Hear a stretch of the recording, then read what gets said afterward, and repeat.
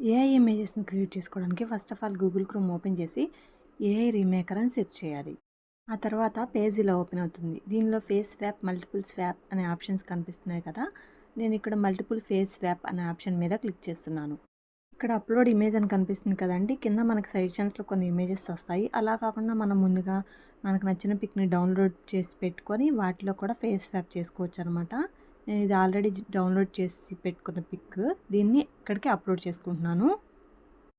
ఇక్కడ 2 ఫేసెస్‌కి separate 2 fields చూపిస్తాయండి. ఫస్ట్ మదర్ అండ్ తర్వాత బేబీ. మదర్ దగ్గర పిక్ పెట్టాను. అలాగే బేబీ దగ్గర కూడా బాబు పిక్ ఎంటర్ చేస్తున్నాను.